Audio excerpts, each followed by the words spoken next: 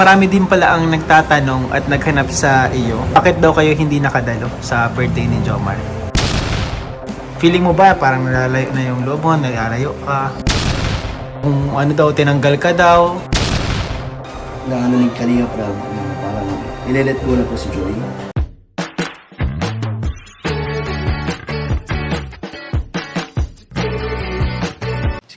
Si Kuya Jens, ano yan, reactor natin yan. Official reactor. Hello mga kalingap! Welcome back sa ating YouTube channel. This is Kuya Jens. So kung bago ka lang sa aking YouTube channel, huwag niyo pong kalimutang mag-subscribe at click the bell button para lagi ka updated sa mga bago upload na video. At huwag po natin kalimutang suportahan ang buting kalingap sa panguna ni Kuya Val Santos Matubang, Ate Ed the Vlog at syempre ni Kalingap Prab. At pakisuportahan din po ang mga kasamahan sa buting kalingap. Nandiyan po ang K-Boys, Kalingap Partner, Kalingap Reactor at lahat po ng charity vlogger sa buong Pilipinas tumutulong sa mga kabayan natin nangangailangan at may hirap. Suportahan po natin lahat guys. So ngayon mga kalingap, bago tayo magsimula ay gusto ko po mga kalingap i-shout out ang lahat po mga kalingap na sumusuporta sa buong Team Kalingap. Shout out po sa Team Genetics, Team Genet International, Kalingap Warriors at sa lahat po mga kalingap na sumusuporta sa mapabahay at pagtulong na ginagawa ng Team Kalingap, KROR, Team Trulala at Team Koos po. Shout out po sa inyong lahat. At syempre ang lahat po na sumusuporta sa lahat ng Love Team, ang Jumcar 18, ang EDSI Global Supporters, ang mga supporters po ng Dadit at supporters po ng Cedros at lahat po na sumusuporta sa ating mga Kalingap Angels at K-Boys. Maraming pong salamat sa inyong lahat mga Kalingap. At ngayon nga mga Kalingap, marami pong nag-aabang at nakakamiss mga Kalingap kay Joy Diwata mga Kalingap, kung saan po ilang araw na po natin hindi nakikitang kasama ng Kalingap. Ano nga ba talaga ang nangyari kay Joy? At totoo nga kaya ang balita mga Kalingap na si Joy daw po ay aalisin po mga Kalingap sa Kalingap Angels. So gano'n ito katotoo mga Kalingap? Tara panoorin po natin sa ginawang pagbisita ng K-Boys kay Joy in 5, 4, 3, 2. So yun po mga kalingap, kasama po natin ngayon si Joy. And syempre matagal po nating hindi nakasama si Joy. Kaya happy po kami ngayon na nakasama namin si Joy. Ayan.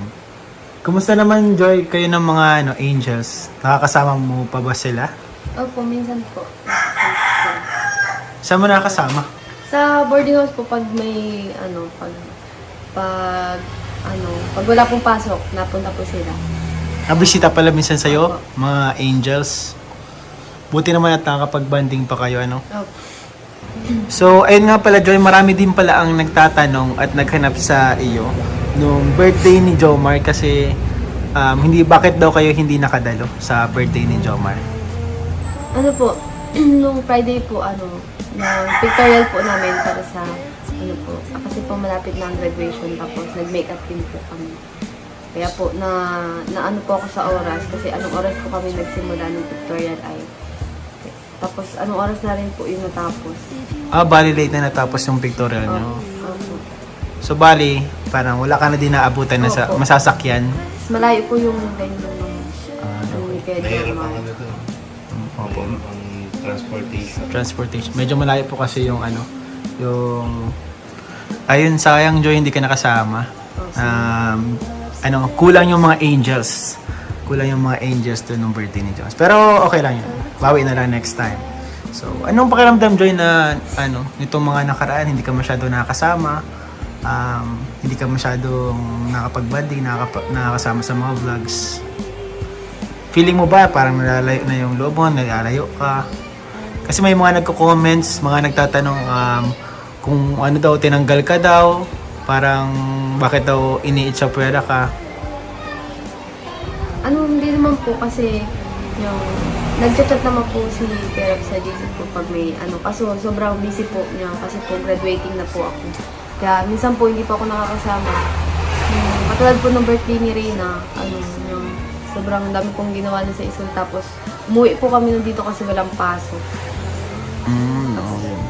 Kaya hindi rin po nakapunta sa birthday ni Reyna. Tapos nung birthday naman po ni Tia Jomar, Pictorial. Ay, opo, nag-pictorial. So, yung Tsaka mga hindi ko kalingap, lang po na-feel na ganun po. na iniitsapwera ka. Opo. Nagkakataon lang talaga Opo. nagkasabay-sabay yung So, Joy, may isasabihin kami sa'yo. Opo. So, bro, sabihin na ba natin? Siguro mas maganda kung Meron kasi si nanay. andito si nanay, no? Kailangan din malaman ni nanay ito. Siguro. Nay! Pupo kayo dito. Okay na eh. So, ayun, Joy. So, kami may gusto kami ipabot sa iyo ng mga kuya mo, may sasabihin kami. Medyo mabigat. Mabigat.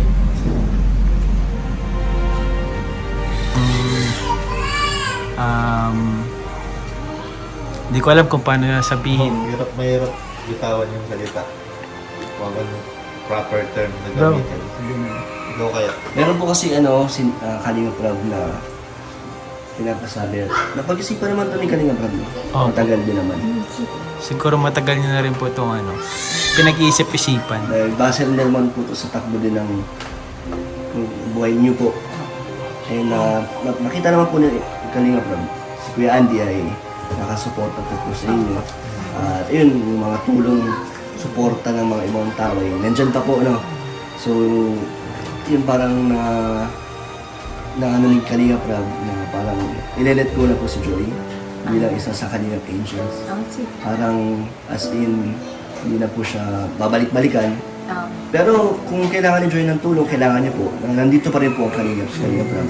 Pero yun nga po sabi, napag-isipan ni Kalinga Prab na i-let go na po. Kasi kaya naman daw po nyo, may tindahan na po kayo. Si Kuya Andy, nandiyan pa po. At si Joy, maayos naman po. Kaya kinamusta din muna namin. Inalam namin kanina yung sitwasyon niya. And okay naman So, okay lang po sa inyo. Kami ang nagsabi, wala si Kalinga. Sa ibang bansa po kasi si Kalinga po. Anong message nyo, Joy? Ikaw bilang isa sa naging Kalinga Angel at beneficiary ni Kalinga Prab. Anong masasabi mo? Nagulat ka ba dun sa announcement? Hindi may na-expect. Okay lang po sa akin. Yan, kasi, nang natulungan po kami ni Perab, syempre, yung utang na loob po, andito pa rin po. At papasalamat po kami kay Perab kasi nakita po kami ng Kalingap. At thankful po ako kasi isa ako sa naging Kalingap Angel. Pasensya na po, ko na prank po na.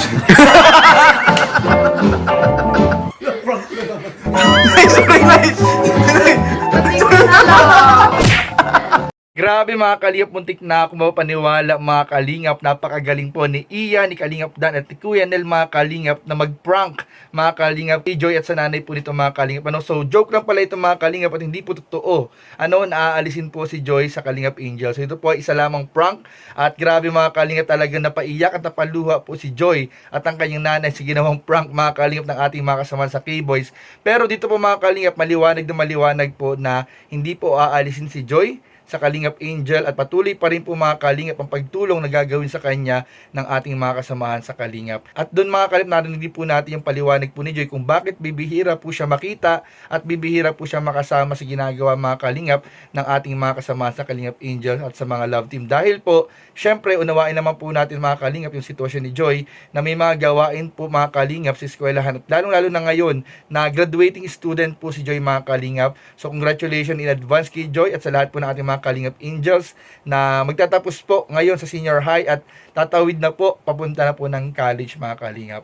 So yun lamang po mga kalingap at maraming po salamat sa inyong panonood. Please don't forget to like, comment, share, and subscribe sa ating mga video. Maraming salamat. God bless. Bye-bye.